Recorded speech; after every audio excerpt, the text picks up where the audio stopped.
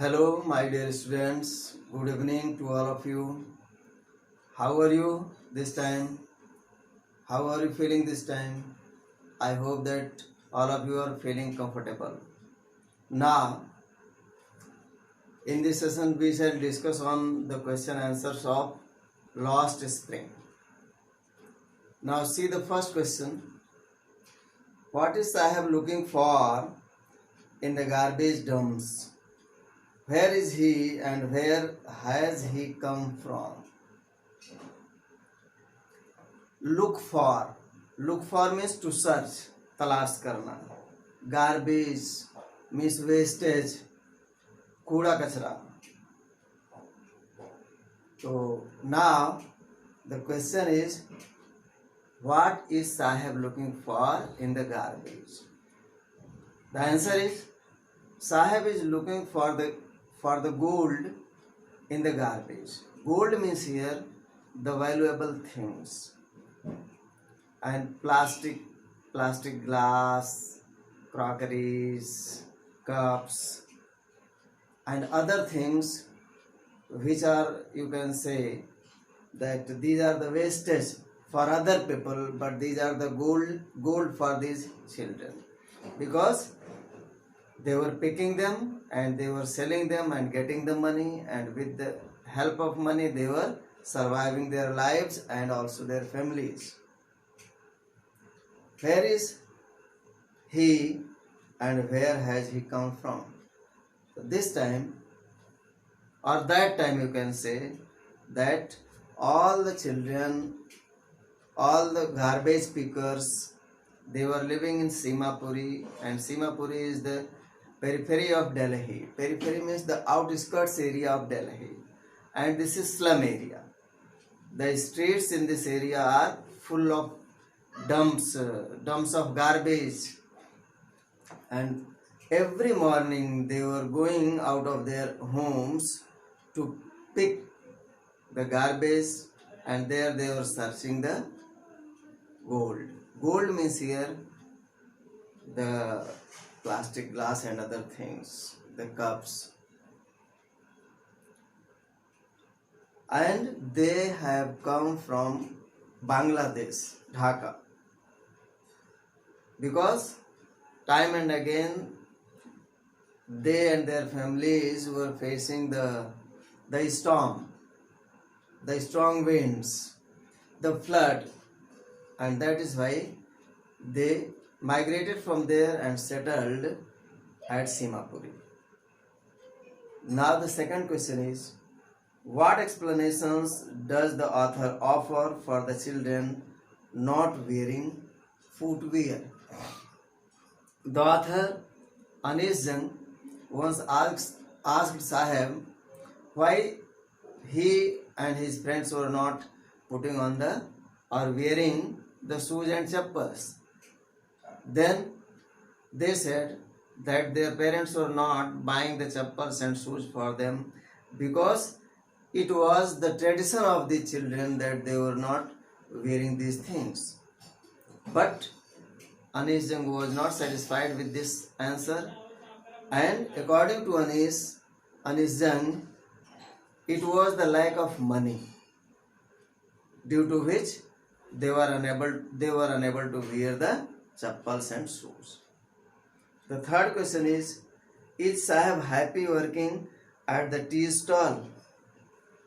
No, Sahib is not happy working at the tea stall, because although he is getting 800 rupees per month there and also 2 times meal, but he was not happy because there he is the servant of the owner of the tea stall, not the master of his bag of garbage. When he was picking the garbage, he was the master of his own bag, but here he is not the master of his canister, because canister belongs to the owner of the tea stall. That is why he was feeling as a servant, as a slave there, and he was not satisfied. The next question is, what makes the city of Firozabad famous? You know, Firozabad is famous for bangle making because 90% of bangle factories are there situated in Firozabad, and over 20,000 children are doing the work at these factories in Firozabad because it was their traditional profession. Generations passed their lives in making the bangles at Firozabad. Okay. Now the second question is, mention the hazards of working in the glass bangles in industry. Hazards. Hazards means the troubles, the miseries, parishaniyan. You know, these children were doing the work in the huts, in the hovels, with their parents. The elderly parents were polishing the rod of the glass, and they were molding, they were welding these glass, and the dust of glass was spreading everywhere, it was blowing everywhere, and it was damaging their eyesights. And you know, they were doing the work at the furnace of glass blowers, and this blower or these blowers were blowing at very high temperature. In this way, we can say these little children were doing the work in very miserable condition, and they were losing their eyesight in their childhood. Means these sahukars, these owner of the factories, they were damaging their life, they were nipping the life in their buds, they were stealing their childhood, they were stealing their spring season of their life. In their huts, there were no light, there were no windows, and they were doing the work before the oil lamp, and that is why we can say that they were damaging their eyesight, and their elderly parents were seeing that they were losing their sight of eye. Many wives had seen losing the eyes of their husbands. They were becoming blind. The children were also becoming blind in their young age. The next question is, how is Mukesh's attitude to his situation different from that of his family? So I have told in this story that Mukesh was belonging to the family of bangle making.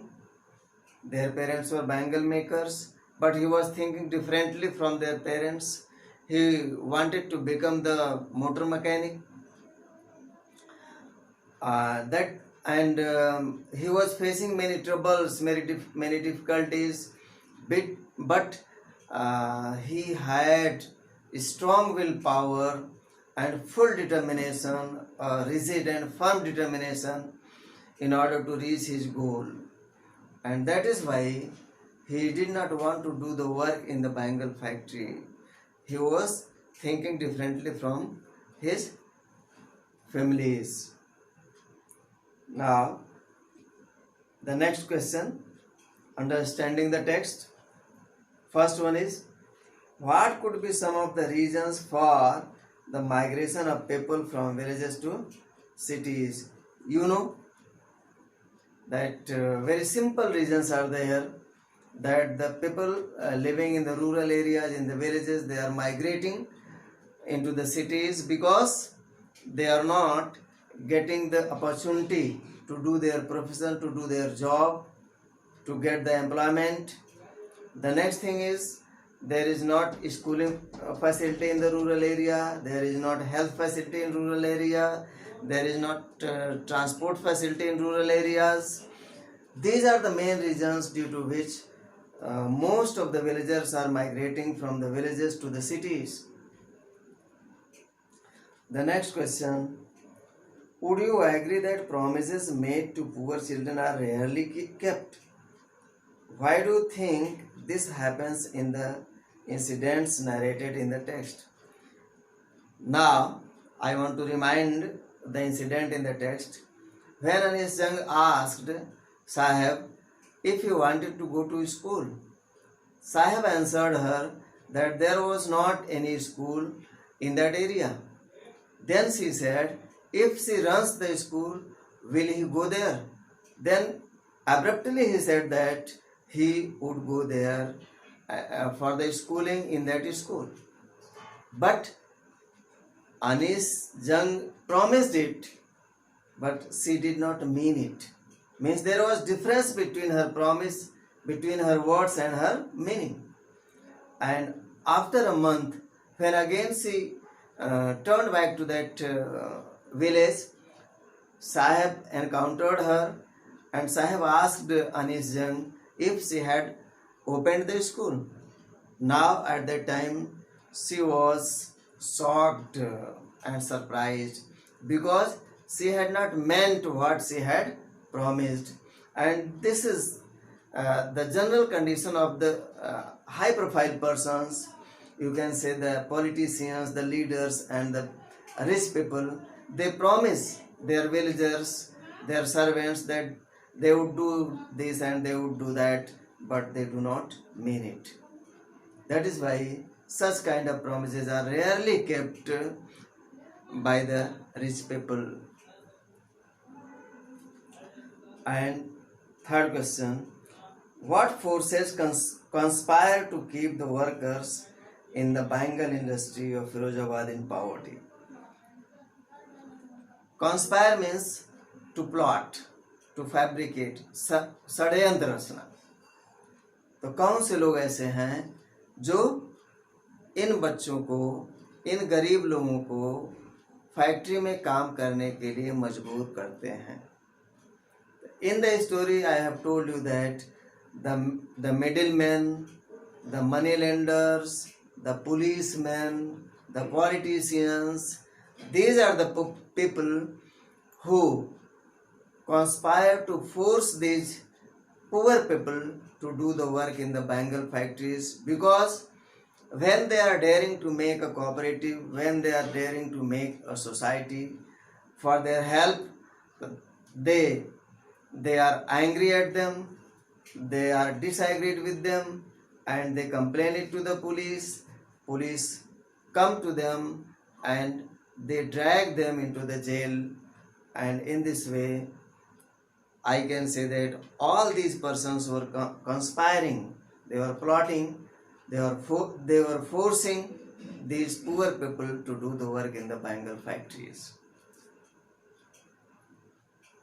Now, next question, how in your opinion can Mukesh realize his dream? Yes, Mukesh can realize his dream by doing the hard work, by doing the practices, and having the courage, having the firm determination and strong willpower. All these factors are responsible or liable for Mukesh that he can realize his dream. Would you agree that promises made to poor children, mention the hazards of working? So this question is repeated question. Why should child labor be eliminated and how?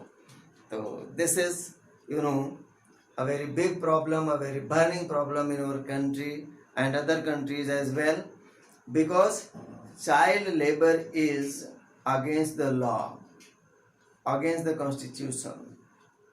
But the people who are making the law, who are making the rules, they are really breaking the rules.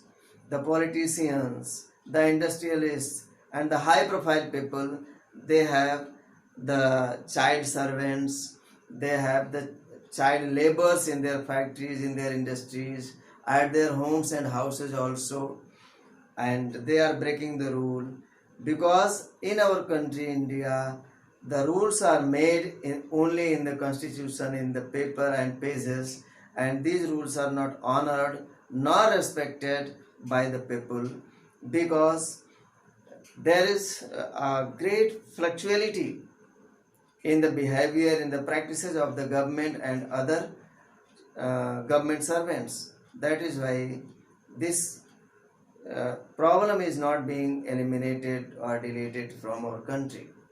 That is all, my dear students. If you did not understand any question, you can ask it when we shall make our study face to face. That is all.